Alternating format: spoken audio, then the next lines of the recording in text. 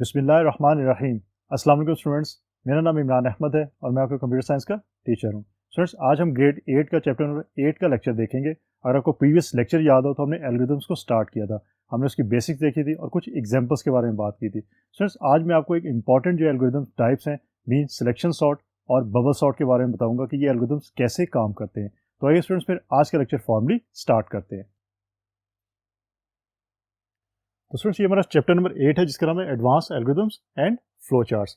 अगर आपको previous lecture याद हो तो हमने एल्गोरिथम्स को स्टार्ट किया था और उसकी हमने एग्जांपल भी देखी थी कि एल्गोरिथम्स को कैसे यूज़ किया जा सकता है। एक दफ़ा अपने माइंड को फ्रेश कर लें और एल्गोरिथम की डेफिनेशन को याद रखें कि एल्गोरिथम क्या होता है। बेसिकली अगर किसी भी प्रॉब्लम का आपने सोल्यूशन निकालना है, उस सोल्यूशन के लिए आप अगर कोई स्टेप डिफाइन करते हैं तो वो स्टेप्स इनफैक्ट एल्गोरिथम्स के थ्रू ही आप डिफाइन करते हैं, उसको आप एल्गोरिथम का नाम दे सकते हैं। तो स्टूडेंट्स, ये चीज़ आप याद रखिएगा। आज हम बात करेंगे दो मेजर एल्गोरिथम जो हम यूज़ करते हैं, उसमें एक सिलेक्शन सॉर्ट एल्गोरिथम है और एक हमारे पास है बबल सॉर्ट एल्गोरिथम। तो मैं आज आपको उसके बारे में बताऊंगा कि ये दोनों एल्गोरिथम्स कैसे काम करते हैं। स्टूडेंट्स, पहले मैं इसकी एग्जांपल आपको बताता हूँ कि सिलेक्शन सॉर्ट है वो यूज़ कैसे होता है। एक रियल टाइम एग्जांपल देखते हैं मैथमेटिक्स की, उसके अंदर देखते हैं कि इसको कैसे यूज़ किया जाता है। फिर आपकी बुक के अंदर जो इसकी एग्जाम्पल दी गई है फिर हम उसकी बात करेंगे। स्टूडेंट्स, आपको यहाँ पे वैल्यूज़ नज़र आ रही हैं, 4 वैल्यूज़, मीन 14, 33, 27 और 10। अगर आपने इसको सॉर्टिंग ऑर्डर में करना है, मीन असेंडिंग या डिसेंडिंग ऑर्डर में करना है, यहाँ पे एज्यूम कर रहे हैं हम कि हमने मिनिमम वैल्यू जो सबसे पहले लिखनी है, उसके बाद जो वो नेक्स्ट वैल्यू आएगी। मीन हमारा जो रिजल्ट होगा वो होगा 10 वैल्यू यहाँ पे होगी, फिर 14 होगी, फिर 27 होगी और फिर 33 वैल्यू होगी। तो हमने इस तरह जो है इसको सॉर्ट आउट करना है by using selection sort method. अब स्टूडेंट्स, ये काम कैसे होगा जरा गौर कीजिएगा। इसमें ये होता है कि आपने सबसे पहली जो आपकी वैल्यू है उस वैल्यू को तमाम वैल्यूज जो रिमेनिंग है उसके साथ कंपैरिजन उसका करना है। मीन 14 का 33 से भी कंपैरिजन होगा, फिर 14 का 27 से भी होगा एंड 14 का 10 से भी होगा। और जो सबसे मिनिमम वैल्यू होगी, मीन 14 के साथ जो मिनिमम वैल्यू होगी, अगर 14 का 33 से होता है तो इसमें मिनिमम वैल्यू 14 ही है। 14 का 27 से होगा तो मिनिमम वैल्यू 14 है। 14 का 10 से होगा तो 10 जो है वो मिनिमम वैल्यू है। तो इस केस में क्या होगा, 10 जो है वो स्वैप हो जाएगा 14 के साथ।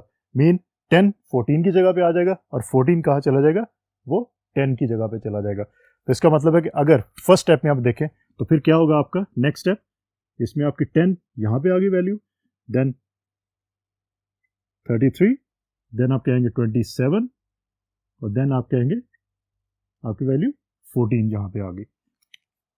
तो इस तरह आपकी स्वैपिंग हो जाती है। स्टूडेंट्स, इसको स्टेप्स को याद रखिएगा क्योंकि अभी जो हम एल्गोरिथम देखेंगे इसका वो स्पेसिफिकली आप इससे मैप करेंगे तो आपको वो इजीली समझ आ जाएगा। अदरवाइज हो सकता है कि आपको समझने में मुश्किल पेश आ सके। तो स्टूडेंट्स, इस तरह आप स्वैपिंग करते हैं।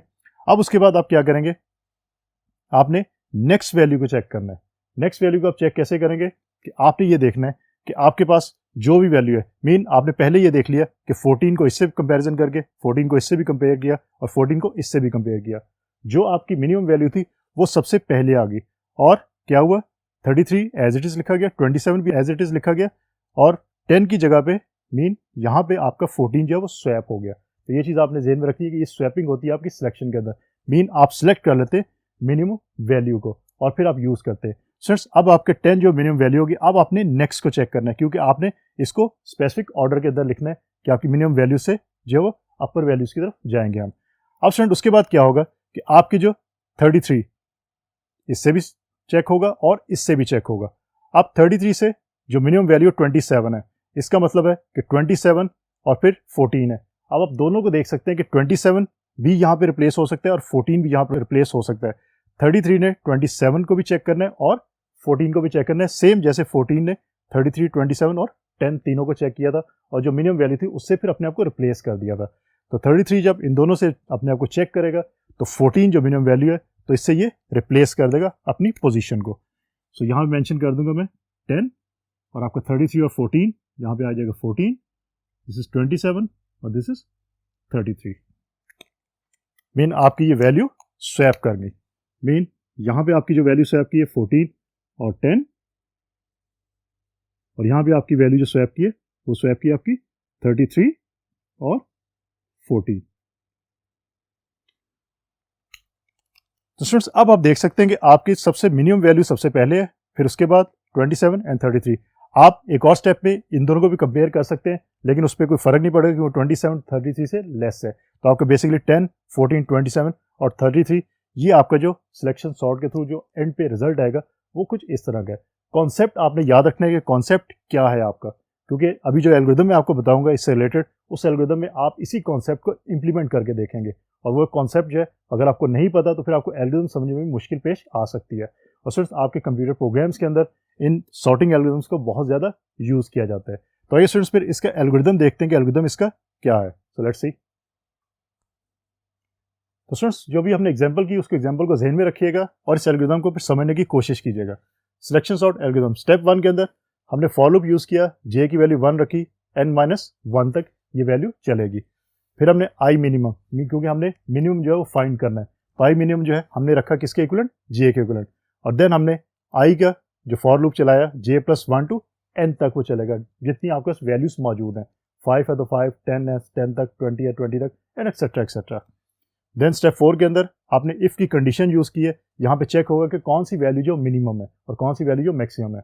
सो ai is less than I minimum, then I minimum is I, फिर एंड इफ हो जाएगा नेक्स्ट आई, और देन अगेन आपने चेक किया जे के लिए कि I minimum is not equal to J, then swap कर दो ए जे और ए आई मिनिमम को, तो ए आई मिनिमम जो आपका स्वैप होके उस जगह पे आ जाएगा जहाँ पे आपके वैल्यू जो बड़ी मौजूद होती है, जिस तरह हमने अभी किया था अपनी एग्जाम्पल के अंदर। तो स्टूडेंट्स इस तरह आपका ये एल्गोरिदम जो काम करेगा, इस एल्गोरिदम को समझने के लिए अभी जो एग्जाम्पल करवाई उसको समझिएगा, तब ये एल्गोरिदम आपको समझ आएगा।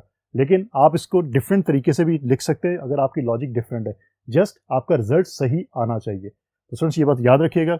अब हम बात करते हैं दूसरा जो हमारे पास एल्गोरिदम है, that is bubble sort algorithm, कि वो कैसे काम करता है। So let's see. तो स्टूडेंट्स अब हम बात करते हैं बबल सॉर्ट के बारे में।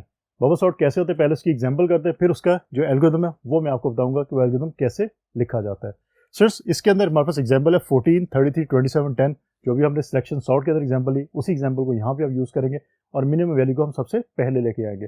लेकिन ये तरीका डिफरेंट है, सिलेक्शन सॉर्ट डिफरेंट तरीके से काम करता है, ये एल्गोरिदम आपका डिफरेंट तरीके से काम करता है। स्टूडेंट्स इसके अंदर क्या होता है, इसके अंदर आप कंपेरिजन करते हैं डिफरेंट जो आपके वैल्यूज है।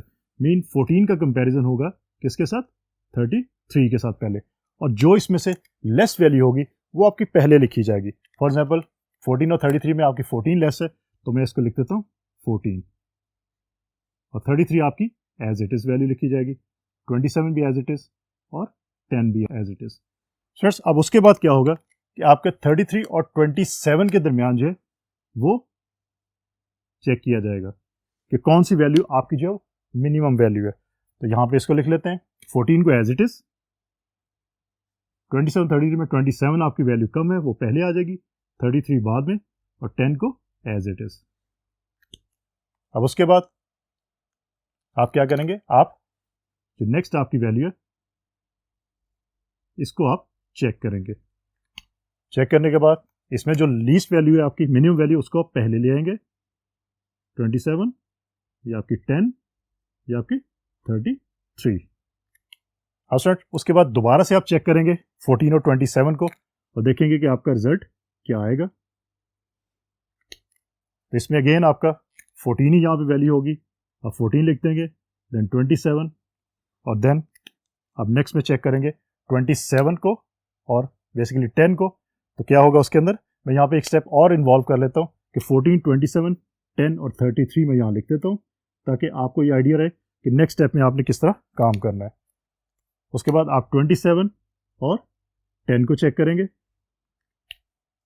तो यहाँ पे आपका जो आंसर इस स्टेप में आएगा वो बेसिकली होगा 14, अब 10 आपकी वैल्यू पहले आ गई और 27 बाद में आ गई, और यहाँ पे आप 33 एज इट इज लिख देंगे। और सर उसके बाद नेक्स्ट स्टेप के अंदर आप 27 और 33 को जब आप रिप्लेस करेंगे तो यही आपका रहेगा, इसलिए मैं उस स्टेप को जो यूज़ नहीं कर रहा, उसको मैं स्किप कर रहा हूँ। अब दोबारा से इसको चेक करेंगे 14 और 10 को, तो इस केस में आप 10 आपकी जो लीस्ट वैल्यू है, आप 10 को यहाँ मेंशन कर देंगे, 14 को आप यहाँ मेंशन कर देंगे, 27 और 33। तो फ्रेंड्स यहाँ पे आप देख सकते हैं कि आप फाइनल रिजल्ट आपके पास आ गया है डिफरेंट आइट्रेशंस के बाद। इनफैक्ट ये काम हम लूप के थ्रू करवाते हैं अपने किसके अंदर, एल्गोरिदम के अंदर। तो डिफरेंट आइट्रेशन के बाद आपके पास फाइनल आंसर आ गया, 10 सबसे पहले, फिर 14, फिर 27 और फिर 33। फ्रेंड्स ये मेथड आपको दोनों के याद होने चाहिए, सिलेक्शन के और बबल सॉर्ट के, क्योंकि इन मेथड की बेस के ऊपर ही आपका अगर आपके एग्जाम के अंदर क्वेश्चन आता है तो आपने उसका फिर आंसर देना होता है। आप इस मेथड को ज़हन में रखें, इसको याद रखें, तो फिर इसका एल्गोरिथम लिखना आपके लिए इजी होगा। लेकिन अगर आपको मेथड नहीं पता, आपको ये नहीं पता कि बबल सॉर्ट के अंदर कैसे जब आप सॉर्टिंग करते हैं या सिलेक्शन सॉर्ट के अंदर कैसे सॉर्टिंग होती है, तो फिर प्रॉब्लम आपको फेस करनी पड़ सकती है जब आप एल्गोरिदम टाइप करेंगे। तो स्टूडेंट्स अब इसका देख लेते हैं फॉर्मली जो हमारे पास एल्गोरिदम मौजूद है वो क्या कह रहा है। So let's see. So students का जो फॉर्मली हमारे पास एल्गोरिदम है, बबल सॉर्ट एल्गोरिदम, स्टेप 1 में देखते हैं रिपीट। रिपीट का मतलब है कि आपने लूप यूज किया, आप रिपीट का कीवर्ड भी यहाँ यूज कर सकते हैं। स्टेप 2 के अंदर आपने स्वैप किया अगर वैल्यू फॉल्स है तो। स्टेप 3 में for loop i is equal to length of a, mean आपकी जितनी लेंथ है, जितनी आपकी वैल्यूज मौजूद हैं। स्टेप 4 के अंदर if a i minus one greater than A I, then swapping कर दो किसके साथ, ए आई माइनस वन ए आई के साथ, और स्वैप ट्रू होगा तो फिर आप स्वैपिंग करोगे, और एंड इफ करने के बाद जब तक कि आपका ये लूप तब तक चलेगा जब तक कि स्वैपिंग जो है वो स्टॉप नहीं हो जाती। तो स्टूडेंट्स ये आपका एल्गोरिदम है बबल सॉर्ट का, लेकिन इसको समझने के लिए आपको जो अभी एग्जांपल मैंने करवाई वो एग्जांपल आपको अच्छी तरह समझ आनी चाहिए, क्योंकि कॉन्सेप्ट हो गए तो फिर ही आप इसके एल्गोरिदम लिख सकते हैं। लेकिन अगेन इस एल्गोरिदम से डिफरेंट तरीके से आप एल्गोरिदम लिख सकते हैं अगर आपकी लॉजिक डिफरेंट है तो, बट जो आपको मेथड बताया गया उस मेथड को ही आपने यूज करते हुए जो उसका एल्गोरिदम लिखना होता है।